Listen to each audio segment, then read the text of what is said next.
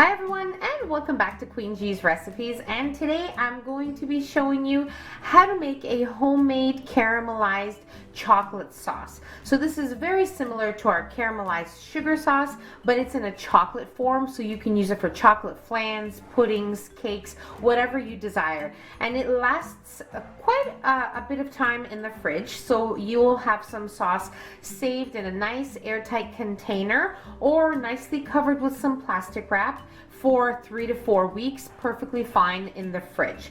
So you can also make this ahead of time, which I do suggest if you're making a pudding or a flan or a cake, anything that requires some sauce like this. I always suggest making it the day before or the morning of making your recipe, because most definitely it thickens up within a few hours, and if you leave it overnight in the fridge, it is perfection. So I've showed you the caramelized sugar sauce. Today I'm going to be showing you the chocolate form of that sauce, and I'm really excited about it because it's amazing and very simple to make.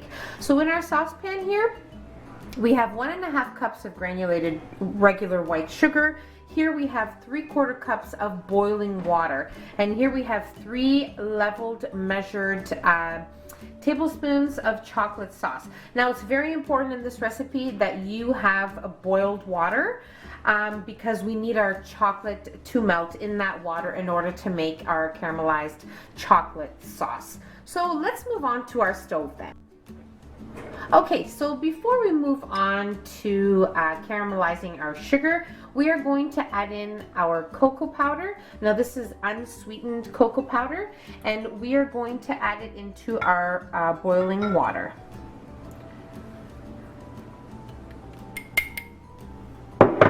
We're going to mix until our chocolate is completely dissolved in our water.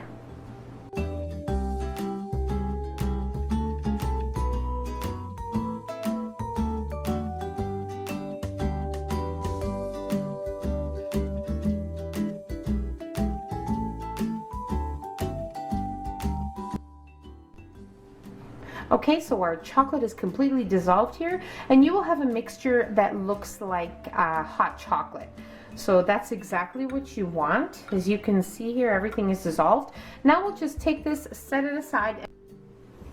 Okay, so with your stovetop on medium-low heat, you're going to place your sugar here, and you're going to continuously stir every 30 seconds to a minute or so, just to make sure that we have even melting throughout all of our sugar and everything gets melted at the same time.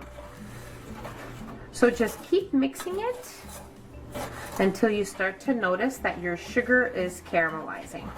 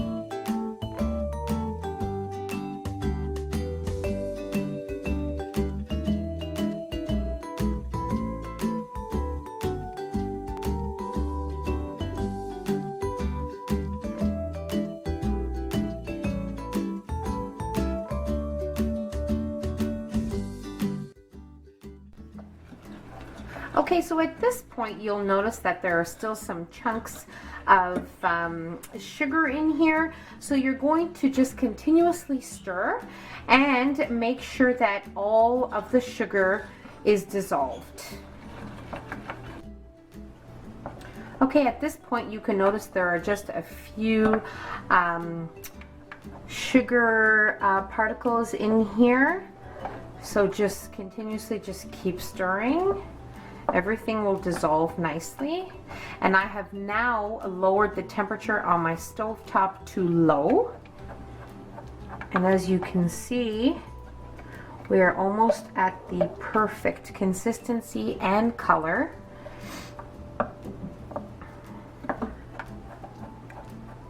Okay, so now with our stovetop already on low temperature, I am noticing that we no longer have any more sugar particles in here. So what I'm going to do is I'm going to add in my chocolate mixture that we prepared earlier. I'm just giving it another stir here to make sure everything is nicely mixed, and very carefully, because you can easily burn yourself with caramelized sugar, so you got to take extra caution when making sauces like this. And you're going to add in the chocolate sauce and stir at the same time. There's going to be a lot of steam, so just be very, very careful and keep stirring, because it will stiffen up some of the sugar. And now you just continuously stir until everything is nice and liquidy. That is what you're looking for. Always on low heat, since we lowered it earlier. Continuously keep it at that. Okay.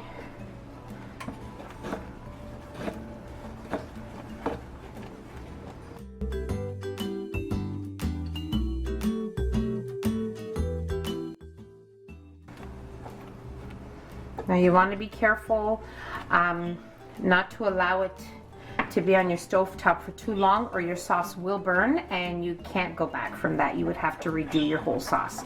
So I am noticing that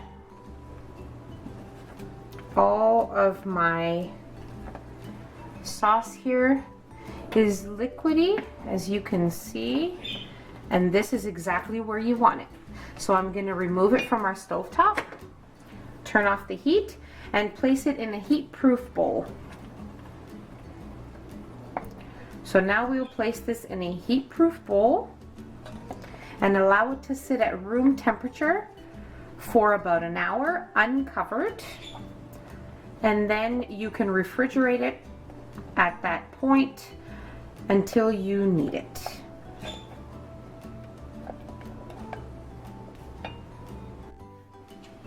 Okay, so now into a heat-safe bowl, we are going to add in our sauce.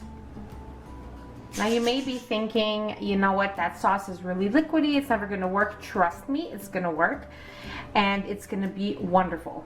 So that's why I always suggest, when you need to make a sauce, be it caramelized sugar, be it a caramelized chocolate sauce, always make it in advance before you're going to make your flan or pudding or cake or whatever it is you're going to make,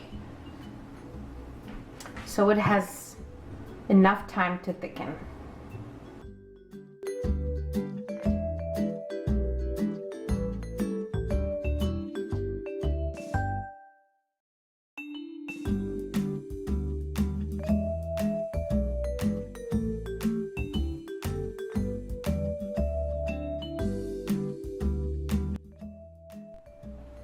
Okay, so just a quick tip for your pot once removing the sauce out of your pot into a bowl.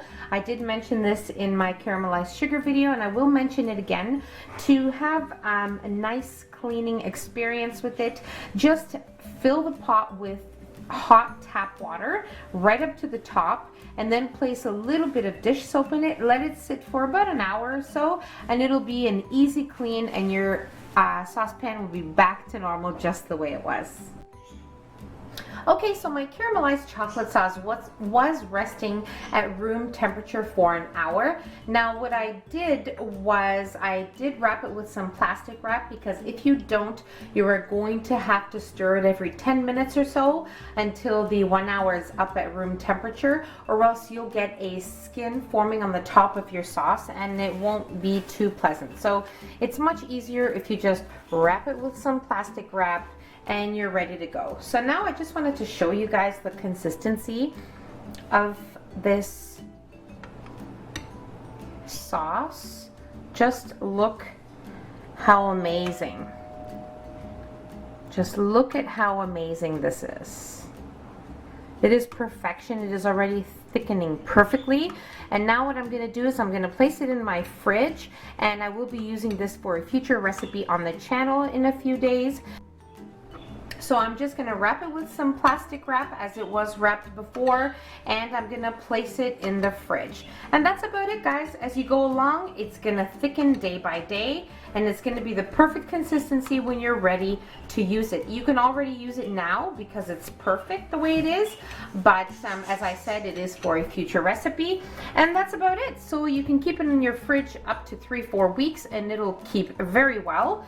And that's about it. So I hope you guys enjoyed this video. Don't forget to like the video. Don't forget to give it a nice big thumbs up. And don't forget to share the video with your family and friends. Enjoy the recipe. And that's about it. So I'll see you in my next video. Take care. Bye, everyone.